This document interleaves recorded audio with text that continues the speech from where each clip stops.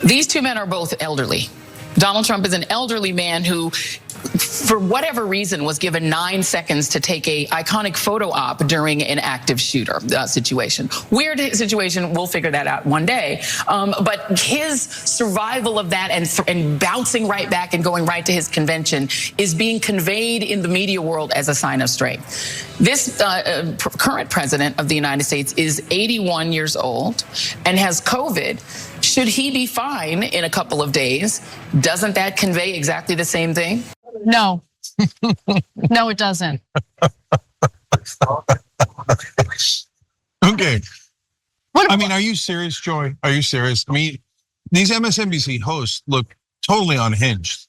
Several of them, including Joy Reid, were questioning if the event was staged in a sense. They're like, oh, it's a really weird coincidence. What's going on? And look at what she said. For 9 seconds was allowed to do a photo. He's the president of the United States. He just got shot. And former president of the United States. Yeah, I got you. But the former presidents are still called president. Right. And so you're begrudging him putting up his fist after he got shot. First of all, that's just nuts. Second of all, any of these things like, oh, isn't it curious how they stage things? No, you're egging on people on your side to think crazy things. Conspiracy theory. Yeah, Michael Steele did the same thing, again, on MSNBC. Meanwhile. And from reporters' questions, those posts call the assassination attempt on former President Trump fake news. Now the taxpayers have to pay for a fake shooting he staged. The country is in turmoil. I feel like our leadership should be better than that. Henderson residents like Angela Ryan say they were mortified. I think she owes more than an apology. I think she needs to resign from her position. Henderson's council didn't go that far Wednesday. Instead, council members, including Champion herself, holding up a sheet of paper the entire meeting, unanimously approved a new social media policy. That policy calls on council members to be honest and accurate when posting online, among other things. I hope it's something we all aspire to and follow. Councilmember Gary Dake called the posts on Champion's page mean and hateful. I just don't think that kind of discourse is good for the public because it breeds more hatred and anger. Boy, oh boy, oh boy, oh boy, oh boy. I gotta tell you guys, if TYT, Cenk Yogurt, is claiming that your commentary, your political commentary is unhinged and you're on the left, then you know for certain, okay, you are saying some wild stuff on your airways, okay, because Cenk is probably unhinged in his political commentary probably 80 to 90% of the time, right? So his criticism of Joy Reid and Michael Steele and MSNBC going full blue and on with their conspiracy theories about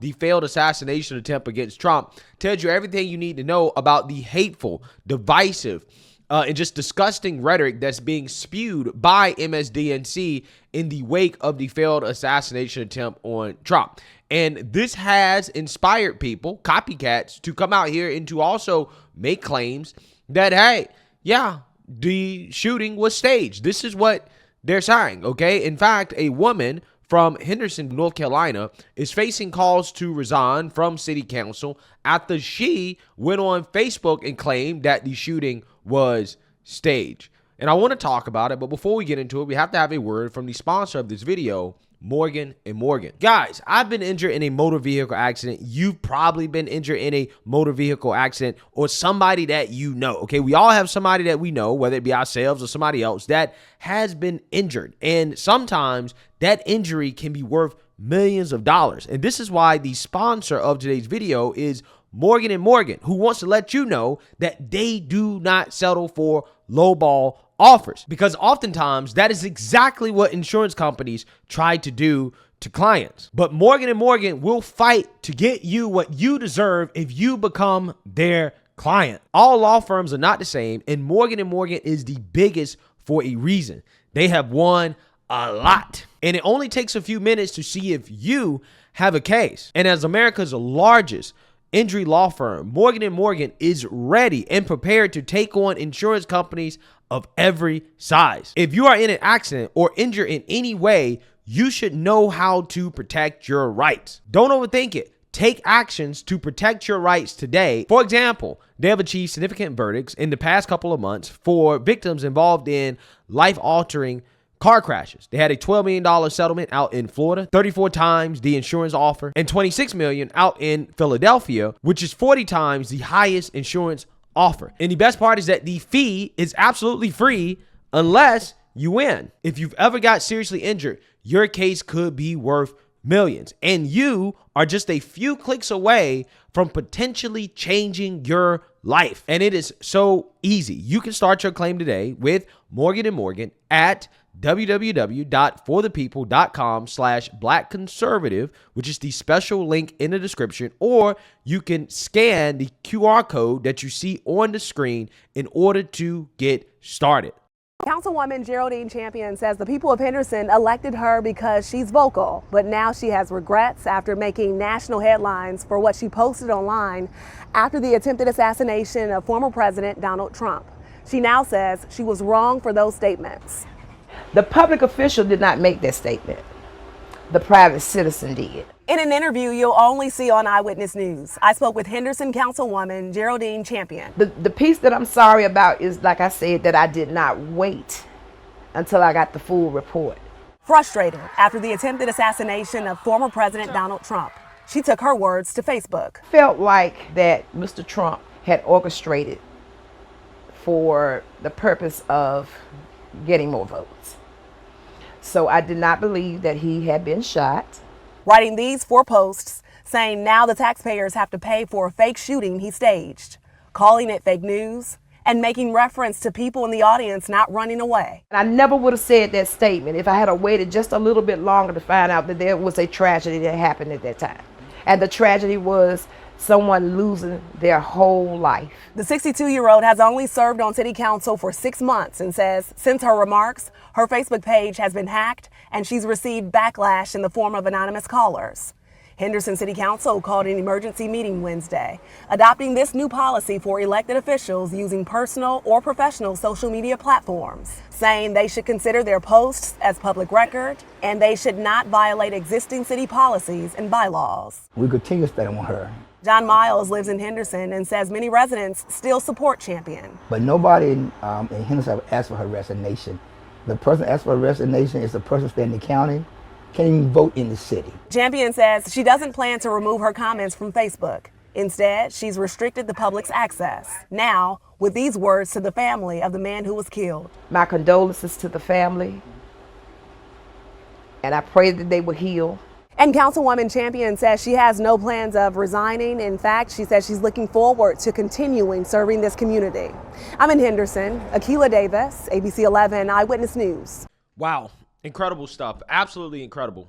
Do you guys notice the common denominator with these Trump deranged individuals, right? People like Joy Reid, people like that city council woman, right? You guys notice the common denominator, right? Just understand that plays into the derangement, because that surely is your brain on MSNBC, what you guys just watched there, okay? There's no doubt in my mind that that woman is some avid Joy Reid watcher who has been influenced to think the way that she's thinking about the former president because she's been radicalized by MSNBC, right? That is a person that has been radicalized by the media. That's the exact type of person that essentially I've been warning about in regards to what happens when you have extreme rhetoric on these cable networks. And look at the result. As an elected government official, she went on Facebook to declare that the shooting against Trump was staged, right? It was staged. Again, I don't understand how you can be so deranged to believe that the president of the United States, the former president, staged a shooting against himself. And we know it was real, right? He wasn't shot with a BB gun, okay, anything like that. No. That was a real bullet, okay? And it was this close to blowing his brains out. So these people are so Trump deranged that they really believe that the president put himself in harm's way, was playing Russian roulette with his life in order to get votes. Again, it's nonsense. It's lunacy. It's insanity. And this woman should step down because she's not sorry about it. She's not sorry about it at all. You know how you know she's not sorry about it? Is because she refuses to delete the post. She says, well, I'm not going to delete the post. I'm just going to private my page.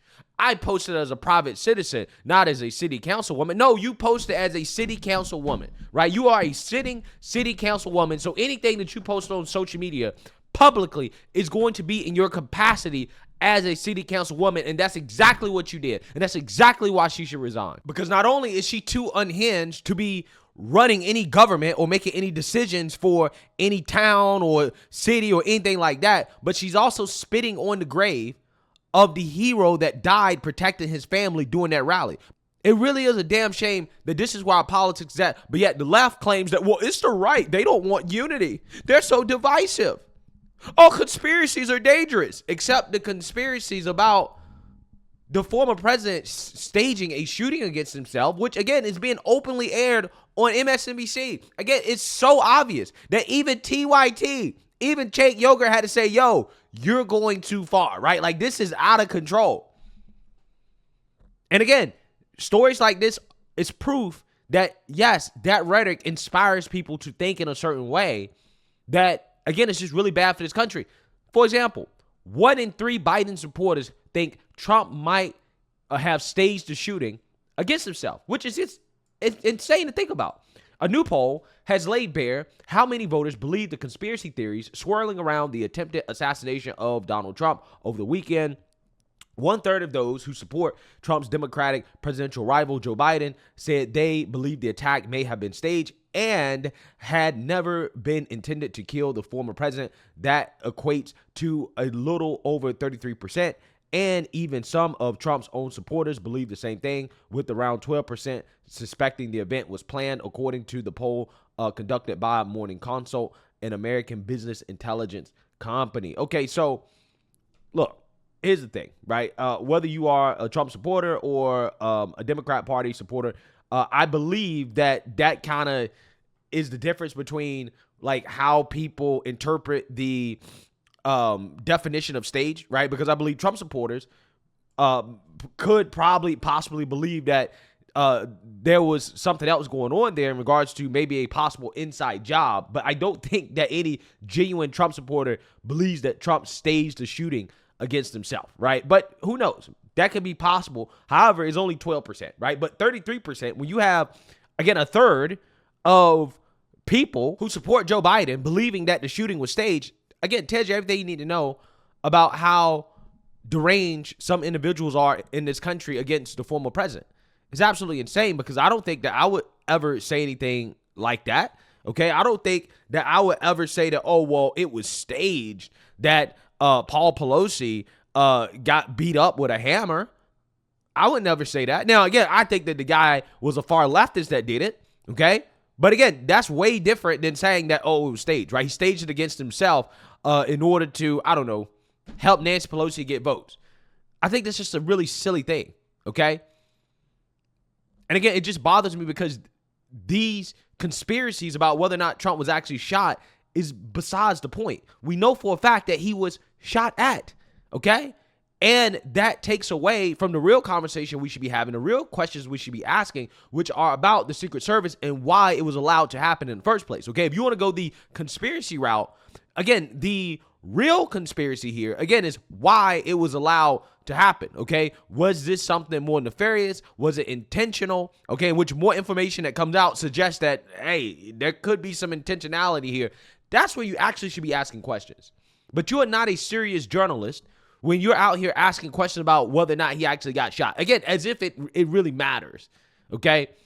But again, they're doing that in order to play down the severity of the situation. Again, the fact that a hero was killed, people were injured, actually shot during this incident. They're trying to play it down because they don't care. They don't give a damn about Americans losing their lives due to political violence. They don't care.